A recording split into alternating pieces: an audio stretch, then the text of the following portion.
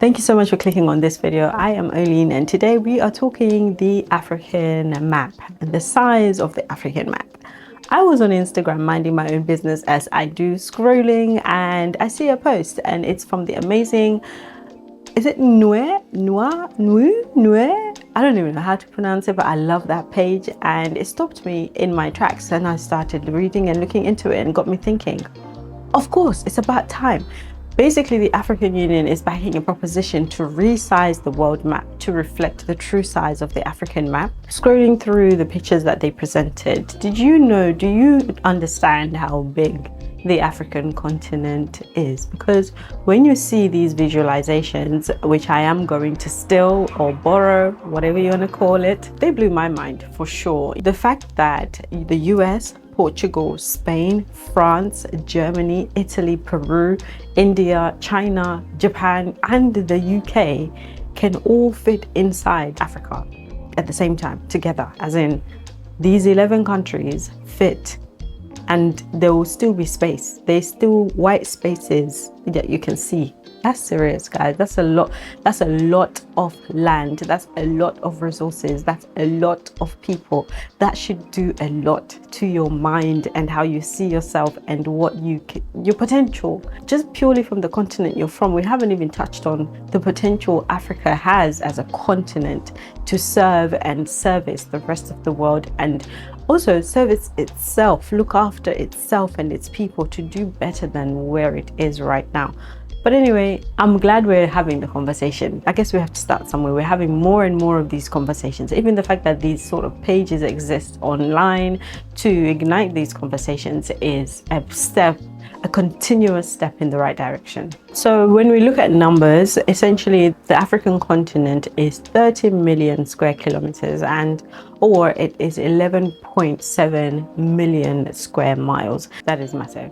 Okay, when you see it side by side and country after country stacked inside Africa, it hits different when you see it visualized like this. Someone decided on how Africa should look on the map, and I'm very sure it wasn't an African. It's essentially who got the seat on the table first, who had the power when we were drawing up maps, when we were structuring, visualizing, what the world looks like, and even the position of countries in the world. If you got a seat at the table and you have your own priorities, of course you are going to tell the story in a way that best serves your interests or where you're coming from or what you are trying to portray.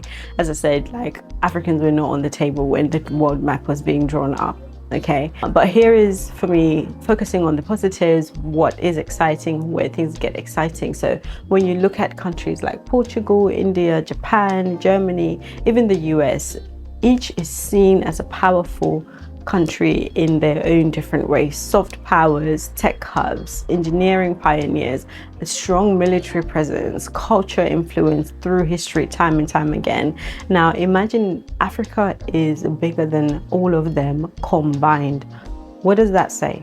What does that say about the continent's possibilities? Like I said, and we already know that we are key exporters in the world. We are the key exporter right now in the world. And yes, the history of colonization or past generations messing around or not doing what they should or not knowing what to do as the right thing could be said to be why we are where we are. But the point is, we're having a conversation right now, and the conversation is highlighting the most important thing, and that is steering towards something better.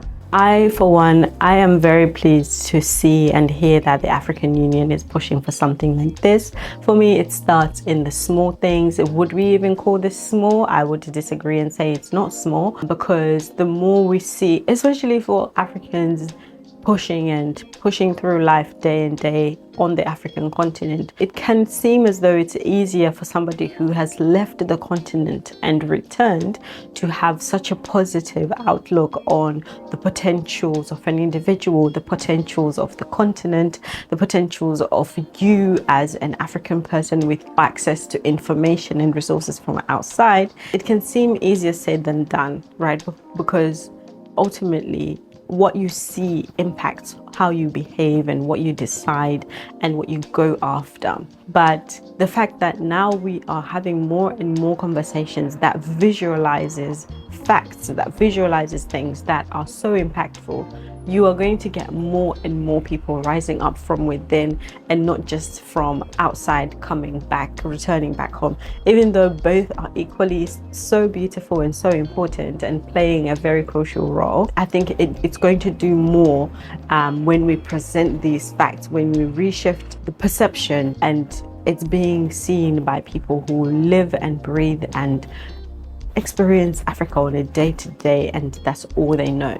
You know, it also touches on, for me, when you go to a lot of African countries, you know, what an outsider comes and says, and if a local person or an indigenous person says the same thing, the weight is different just because of who has delivered the information or who has pioneered a thing.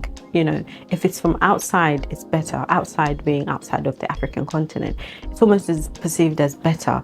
But if it's somebody local, there is an element of doubt or distrust or just less enthusiasm, seemingly. I've experienced that myself. I've experienced it in many different ways. I talk a lot about passports. You know, your experience based on the passport you hold, there is an impact. Accents, there is an impact on based on how you speak and how perhaps you may present yourself, because of culturally what you understand presentation to be, you will be perceived and treated a certain way.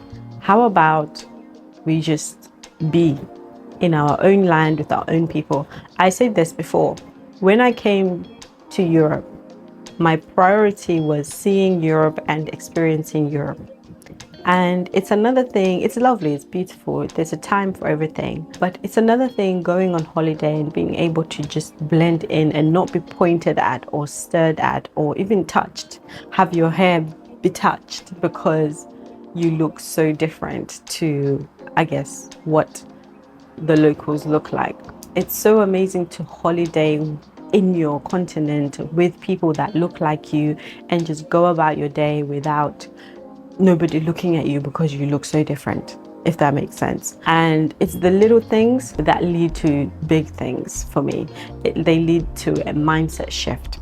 And so I'm so happy. Let's continue to have this conversation because it will spill into trade, it will spill into politics, it will spill into self-belief. So this is huge and it's exciting. It definitely goes beyond a map resizing exercise or project for me. It's about power, it's about perception. And as I said, there's a reason why somebody drew it like that and shrunk it down. Anyway, I'm going to stop here. I'm going to look out for your comments in the comment section below. In the meantime, stay safe out there and I'll see you in my next video.